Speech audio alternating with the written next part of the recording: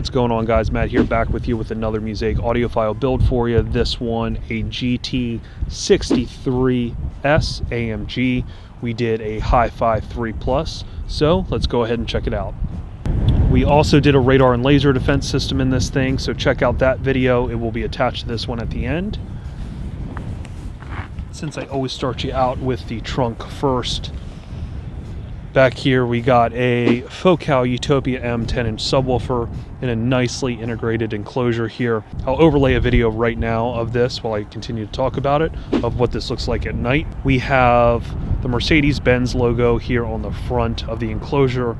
All of that stuff lights up using that same Burmeister pattern that you can find on the grille of the doors. We did the same thing up top here with the subwoofer trim. That's going to be acrylic, that's going to be lit up with that same matching blue RGB lights. Silver trim here is going to mimic what you see in the interior. And again, that's just going to nicely lay everything out.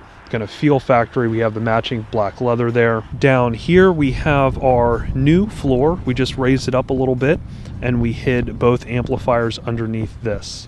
All right, so underneath here, this is going to be our removable floor. We can take that out.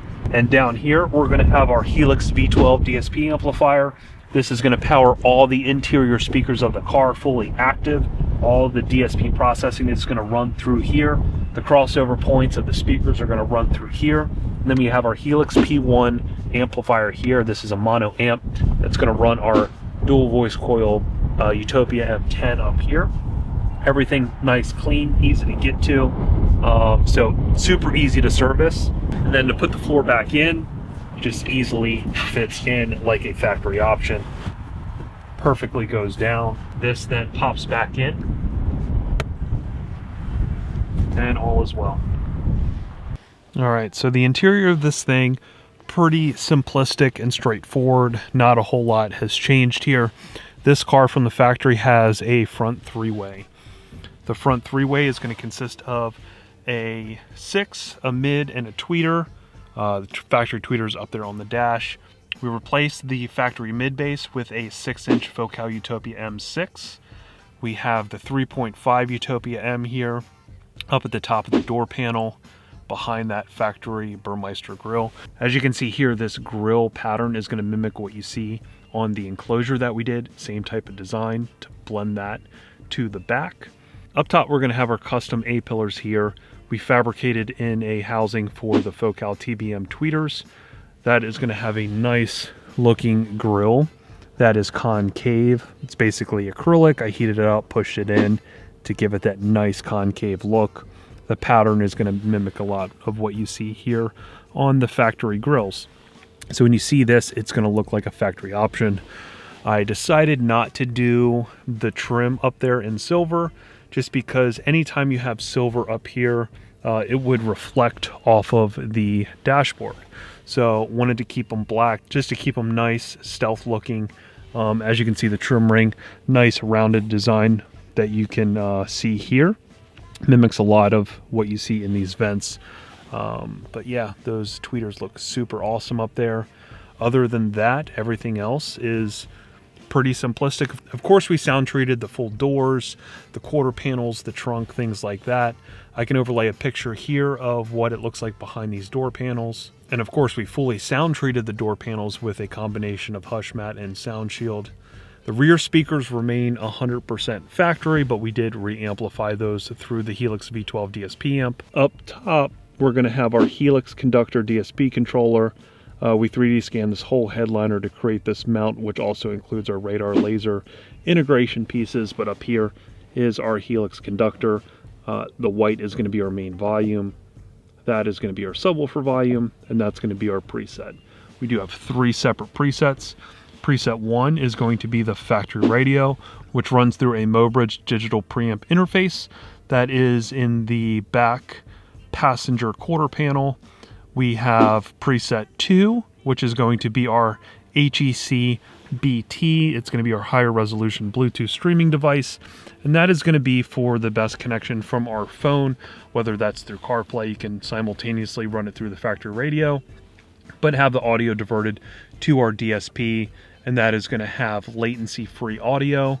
So the audio video is going to be perfectly synced up, a little bit higher bandwidth from that connection versus what you would get through the factory radio, even though we are using that Mo bridge. And just to clarify, that factory preset is going to run everything, every option that the factory had like normal through that factory preset. Now preset 3 is going to be a preset specifically designed for our Astel & Kern SP4000 DAP. It's a handheld DAP, which is a digital audio player. It's going to have its own DACs built in. This again, Astel & Kern SP4000, this is their flagship.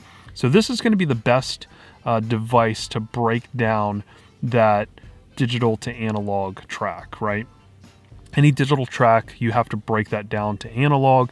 This is going to have the best DACs built in, which we're going to use analog out of this player directly into our DSP amplifier. Again, this can play all the way up to DSD, so if you have those types of tracks, you can run them perfectly through the player, whereas you cannot run that through the factory radio. You cannot run high-res FLAC through the factory radio. And then, of course, preset 2, the Bluetooth is ultimately Bluetooth. So this is going to be the best way to experience audio. So again, if you just really want to rock out and see to the full extent what this equipment is capable of, that's what this Astel & Kern is made for. We do have a nice little mount here that we created, fully magnetic, that fits there in the cup holder, fully modular, can come out and just fully designed to hold our Astel & Kern while we are driving. So yeah, that's pretty much the entire makeup of the system. Thank you guys so much for following along with all these build videos. Love always getting new challenges. This one, obviously, a challenge in its own right. But yeah, super happy with the results. And if this is the first video you're seeing us do here on YouTube, make sure you subscribe to the channel. Make sure you like, comment on the video. It really helps out that algorithm. Most importantly, hit that alert bell letting you know anytime we drop a new video. Make sure you follow us on TikTok. We'll drop a lot of videos on here well before they make it out to YouTube. So if you want the content first, check us out on TikTok, also on Instagram. We'll drop a lot of reels well before they make it out to YouTube, so check us out on Instagram. If you want to contact me for a job personally, here is my phone number followed by my email address. These are the 2 best points of contact for me. Make sure you check us out on the website, musaicdesign.com. Here you're going to find a one-stop shop that's going to have the full catalog of all work that we've ever done in one easy-to-find spot. The build logs, the videos, the write-ups, all of that here at musaicdesign.com. Also see a little background on our shop, our demo cars, our audio, cafe, all of this stuff. One easy to find spot. Check us out there, musaicdesign.com. And then finally, check out our podcast. We've had this for a few years now. It's called the Old Fashioned Car Audio Podcast. We've gone through about 50 episodes so far.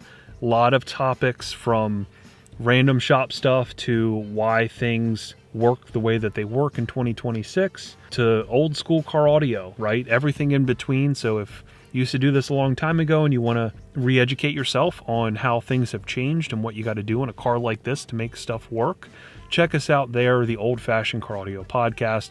Again, we have a lot of good guests.